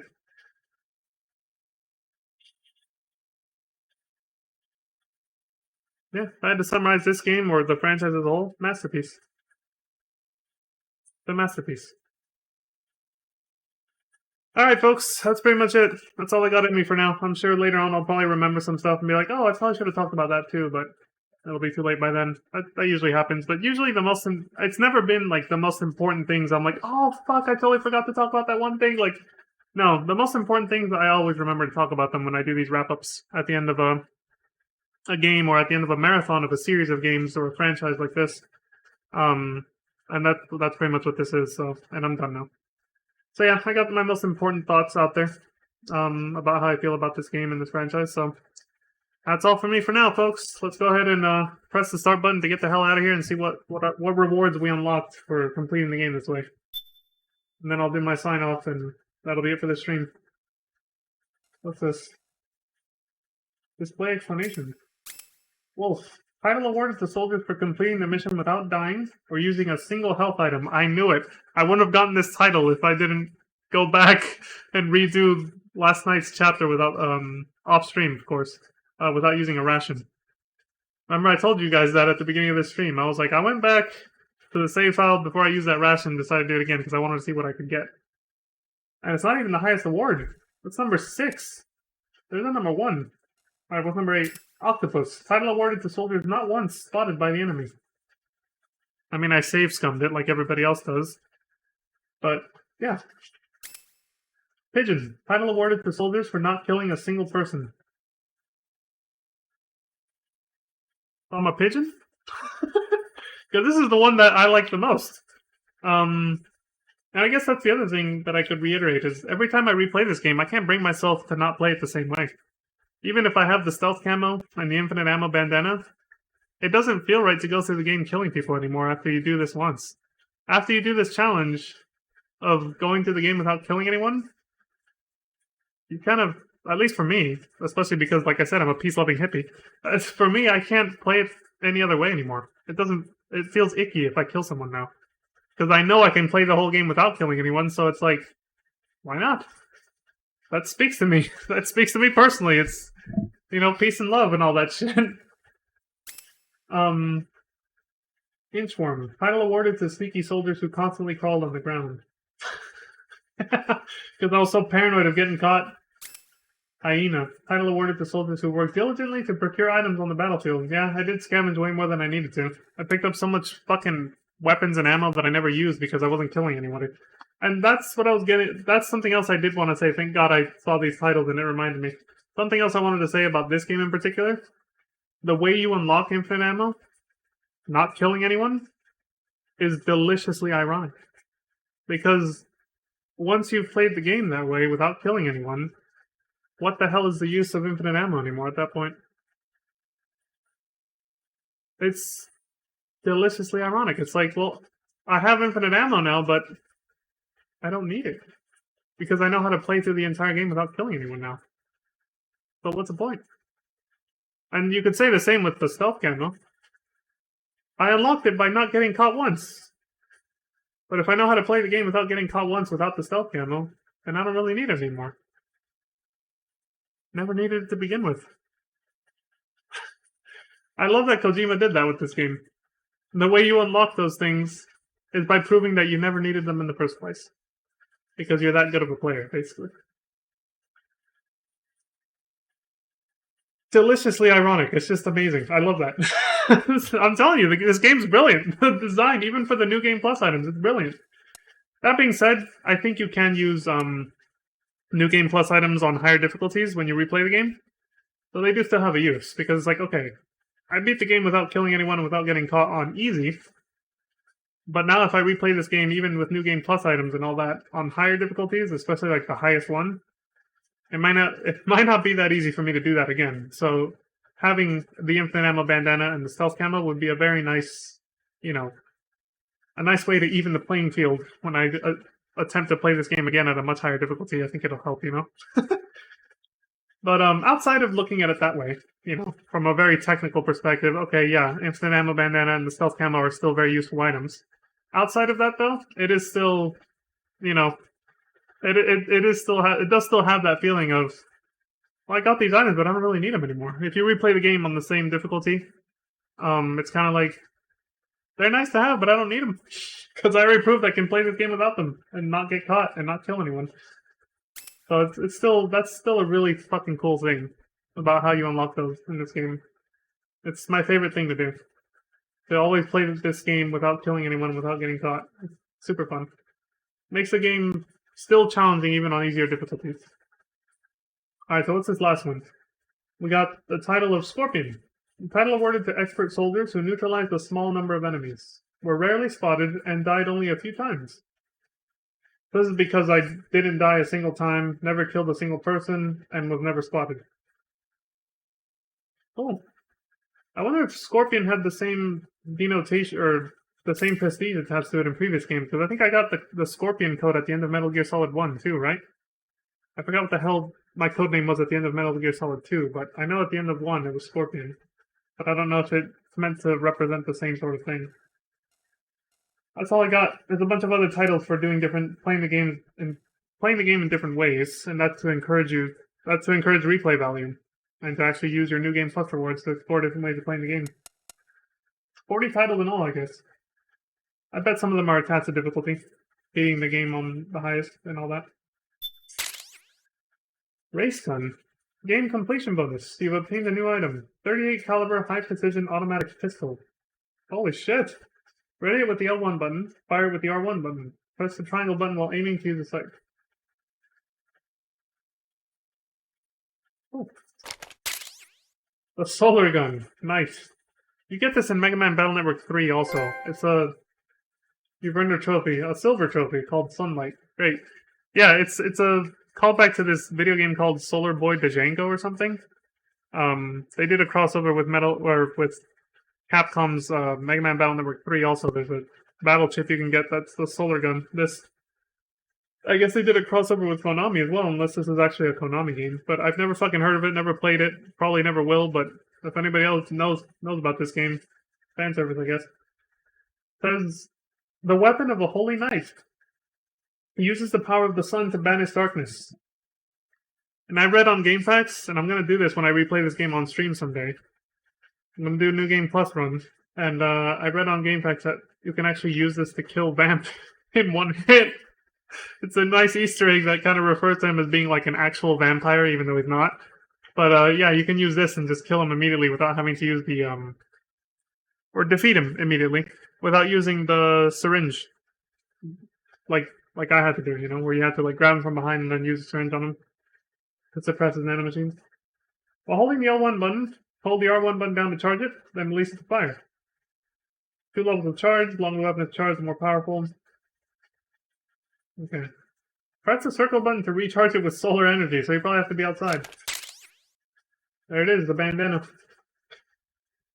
A bandana embroidered with the Chinese characters for infinity. Golden trophy, infinite ammo. Stealth camouflage. Looks just like it did in Metal Gear Solid 1. Stealth camouflage gold trophy. A special device that renders the wearer transparent to visible light. Does not disguise the wearer against infrared sensors. This is not going to help you against robots, basically. Those fuckers will still see you. It also has no effect while the wearer is using face camo. That's kind of shitty, isn't it? You have to use, you can't even use all those beautiful face camos you unlock throughout the game. You have to have Vanilla Snake on. The old Snake. You can't use Young Snake or Young Snake with bandana or all the other face camos that we unlocked. You have to be wearing no face camo at all for this to work. Why? Who the fuck knows? Some programming issue, some technical thing they just couldn't get around in time, and they were just like, fuck it, we have to put this restriction on it. Probably just didn't work right any other way. A suit! Suit worn by Snake during civilian life. You can put them on by selecting change costume under camouflage on the menu screen. It's probably a callback to the tuxedo unlockables in Metal Gear Solid 1 and 2 when you beat the game a certain way, I think. Command vest. A battle harness that can be attached to customize all types of equipment, distinguished by its green coloring. Oh, new command vest colors. It was probably like at the end of Metal Gear Solid 3 when I unlocked a bunch of camo colors, so it's probably gonna be a bunch of shit right now. Yep, there's another one. There's another one. There's another one. Another one. Another one. Oh, we're done now. The items you obtained will become available after you meet up with Metal Gear Mod 2 during your next playthrough. Except for iPod music. You have to recollect that shit? That's annoying. You have to get it all in one playthrough? Oh no, I think it's just saying the iPod music stays with you. Because you already have that from the beginning of the game. So you don't have to wait till you meet up with Metal Gear Mod 2 again. Alright, that's cool. And now we're done, finally. There. We got through all the new Game Plus items we got, we're done.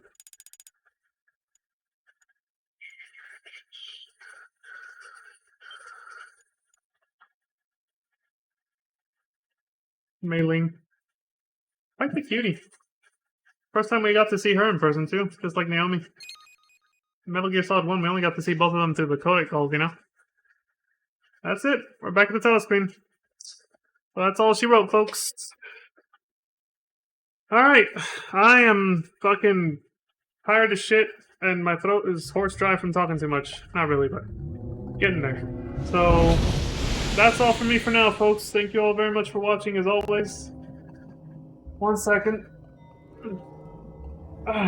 Good stretch. There we go. But yeah, thank you all very much for watching. As always, I appreciate all the support across Twitch and YouTube, wherever you choose to watch and support me. I would appreciate it.